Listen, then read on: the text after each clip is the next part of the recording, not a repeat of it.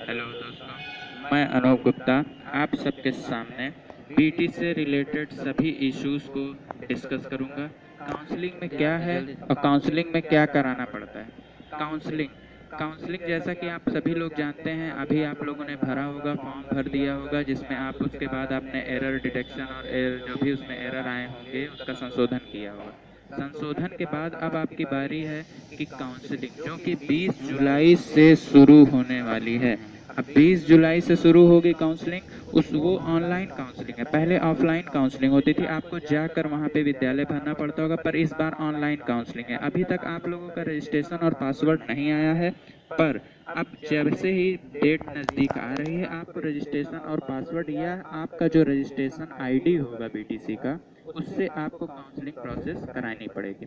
जैसा कि हम लोग जानते हैं, जब आपको रजिस्ट्रेशन प्रोसेस के लिए रजिस्ट्रेशन का नंबर मिल जाएगा तो आप ऑनलाइन उसको भरेंगे।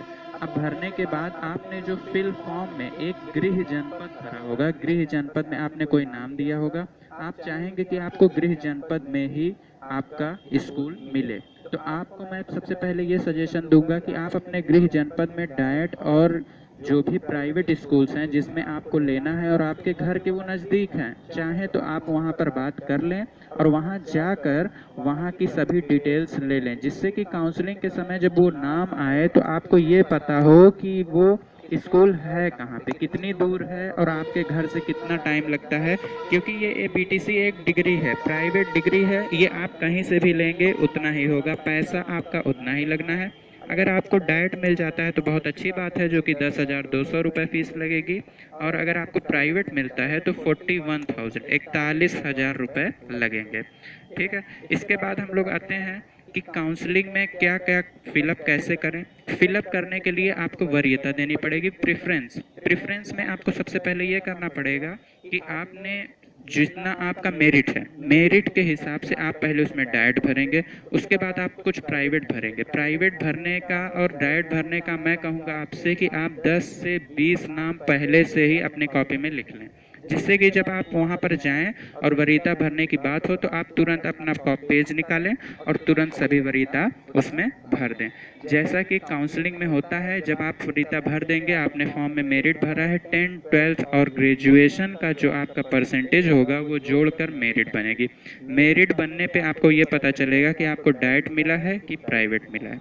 डाइट की मेरिट मैं आपको बता दूं कि जनरल कैंडिडेट के लिए 225 होनी चाहिए, और प्राइवेट के लिए जनरल ही कैंडिडेट 193 होना चाहिए।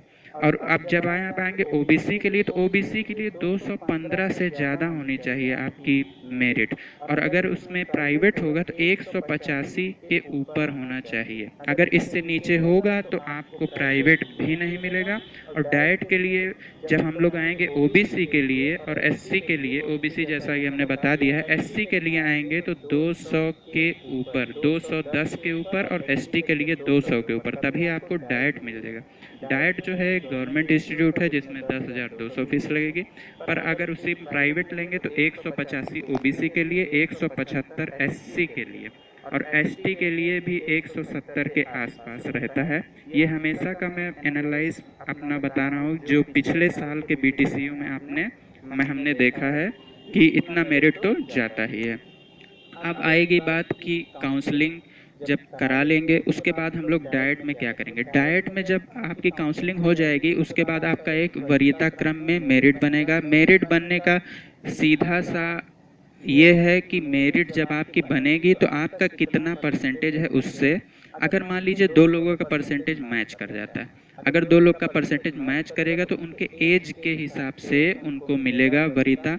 अगर एज भी दोनों की सेम होती है और परसेंटेज भी दोनों का सेम होता है, तब उनको उनके पहले लेटर, इंग्लिश के पहले लेटर के हिसाब से उनको वरीयता दी जाएगी। और हम आपको एक चीज़ बता देते हैं कि डाइट में कई डाइट जो हैं वहाँ पे 200 सीटें हैं, जिसमें 100 गर्ल्स के लिए और 100 बॉयज़ के लिए। और कई प्राइवेट ऐसे इंस्टीट्यूट हैं जो सिर्फ गर्ल्स के लिए चलती है, जैसे पीजी महिला करके जो कॉलेजेस होती हैं जहाँ पे बीटीसी होता है, वहाँ सिर्फ गर्ल्स का ही एडमिशन होता है, वहाँ 50 सीटें रिजर्व होती हैं।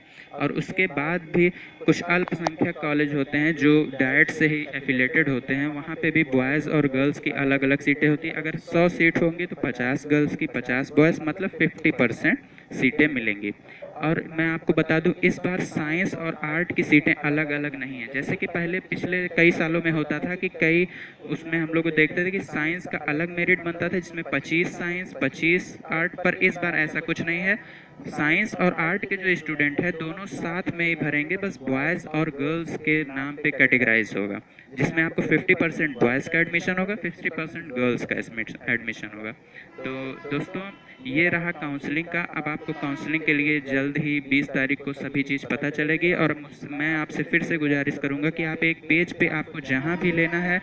और एक चीज़, हाँ, कि आप जैसे जब जनपद भरे होंगे, मान लीजिए आपने भरा हो इलाहाबाद, तो इलाहाबाद जनपद के आसपास के सभी कॉलेज आप भर ही सकते हैं। पर उसके साथ ही साथ अगर आप ये चाहते हैं कि मैं लखनऊ और गोरखपुर या कोई भी अदर सिटी जो आप चाहते हैं, जौनपुर या एक्सेट्रा जो भी आप समझ लें, तो आप वहाँ के भी प्रेफरेंस भर सकते हैं, वहाँ के डायट्स को भर सकते हैं, वहाँ के प्राइवेट कॉलेजेस को भर सकते हैं। इसमें कोई पाबंदी नहीं है कि आपने अगर गृह जनपद गोरखपुर या इलाहाबाद भरा है तो आप वहीं के ही सिर्फ कॉलेज भरें।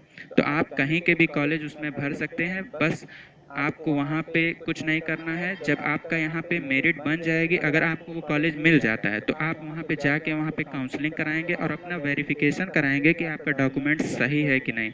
उसके बाद आपके वहाँ पे सीट फिक्स हो जाएगी। सीट फिक्स होने और काउंसलिंग के बाद का प्रोसेस जितना भी है, मैं आपको अगले वीडियो में बताऊंगा। और जब आपकी काउंसलिंग हो जाएगी तो हम आपसे मिलेंगे और अगले वीडियोस में बताएंगे कि डॉक्यूमेंट वेरिफिकेशन में क्या क्या चीज़ें ज़रूरी होती हैं और क्या क्या चीज़ें उसमें लगाना पड़ता है, क्या क्या चीज़ की डिमांड होती है। तो इसके जानकारी के लिए आप मेरा नेक्स्ट वीडियो ज़रूर देखें। और मैं आपसे गुजारिश करूंगा, अगर आपको वीडियो अच्छा लगा तो मेरे चैनल को ज़रूर सब्सक्राइब करें। और एक अलार्म बटन होगा सब्सक्राइब के बगल, उसको भी क्लिक करें। धन्यवाद दोस्तों। जिसको